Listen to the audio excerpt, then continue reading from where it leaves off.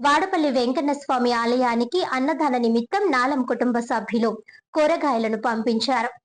ద్వారకా తిరుమల వెంకటేశ్వర స్వామి ఆలయ ధర్మకర్తల మండలి డైరెక్టర్ గా పనిచేసిన నాలం సుజాత, వ్యవసాయ మార్కెట్ కమిటీ చైర్మన్ నాలం లక్ష్మీ సూర్యనారాయణ, రోసయ్య దంపతులు 4 టన్నుల కూరగాయలను అన్నదాన కార్యక్రమం నిమిత్తం వాడపల్లి వెంకటేశ్వర స్వామి ఆలయానికి పంపించి మొక్కు తీర్చుకున్నారు. కూరగాయలతో బయలుదేరిన వాహనాన్ని పాలచర్ల గ్రామంలోని కోదండ రామాలయం వద్ద నుండి సూర్య ఉపాసకులు వడలి కుమార శర్మ, కొత్తూరి అన్నపూర్ణయ్య శర్మలు ప్రారంభించారు. ఈ సందర్భంగా నాలం రోసయ్య మాట్లాడుతూ ద్వారకా తిరుమలలో స్వామివారి సేవ చేసుకునే భాగ్యం లభించడం పూర్వజన్మ సుకృతమని అన్నారు. రాజానగరం మండలం వైసీపీ నాయకులు గంగిశెట్టి సోమేశ్వరరావు మాట్లాడుతూ నాలం రోసయ్య, సుజాత దంపతులు ద్వారకా తిరుమల ట్రస్ట్ డైరెక్టర్ గా చేసిన సేవలు అభినందనీయమని అన్నారు. ఈ కార్యక్రమంలో మిద్దె వీర్రాజు, మంచినీడి వీరబాబు, పిల్ల సత్య, సిద్దిరెడ్డి బాబీ, పిల్ల శ్రీను తదితరులు పాల్గొన్నారు.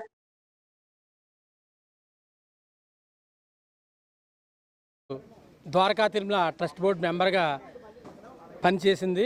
నేను రాజమండ్రి వ్యవసాయ కమిటీ చైర్మన్గా పనిచేయడం జరిగింది.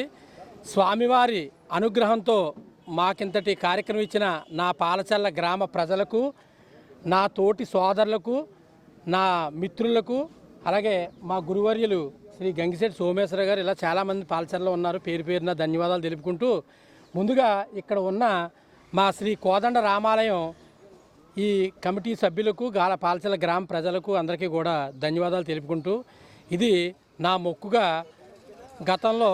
గత నెలలో శ్రీ చిన్న తిరుపతి వెంకటేశ్వర స్వామికి 3 నుంచి 4 టన్నులు పంపడం జరిగింది. ఇది రెండో మొక్కుగా శ్రీ వాడపల్లి వెంకటేశ్వర స్వామికి సుమారు 4 టన్నుల కూరలు ఈరోజు పంపడం జరుగుతుంది. ఆ స్వామి అనుగ్రహంతో మా ఆరోగ్యం, మా కుటుంబం అంతా సస్యశ్యామలంగా ఉండాలని కోరుకుంటూ సెలవు తీసుకుంటున్నాం. సుజాత దంపతులచే గత మాసంలో వెంకటేశ్వర స్వామి వారికి, ద్వారకా తిరుమల వెంకటేశ్వర స్వామి వారికి కూరగాయలు అన్నదాన సత్రాన్ని సమర్పించడం జరిగింది. అదే ఈ మాసంలో ఆయన 2 మొక్కుగా పెట్టుకున్నారు. ఒకటి వాడపల్లి వెంకటేశ్వర స్వామి, 2 ద్వారకా తిరుమల. ద్వారకా తిరుమల పూర్తయి ఈ రోజున వాడపల్లి వెంకటేశ్వర స్వామి వారికి 4 టన్నుల కూరగాయలు సమర్పించాలనే సదుద్దేశంతో, అంటే ఆయన ఒక్కళ్ళే పొందాలని కాదు, 10 మంది అన్నం తింటే ఆ ప్రసాదం చేత 10 మంది తరిస్తారనే ఉద్దేశంతో ఈ సేవా కార్యక్రమాన్ని చేయడం జరుగుతుంది.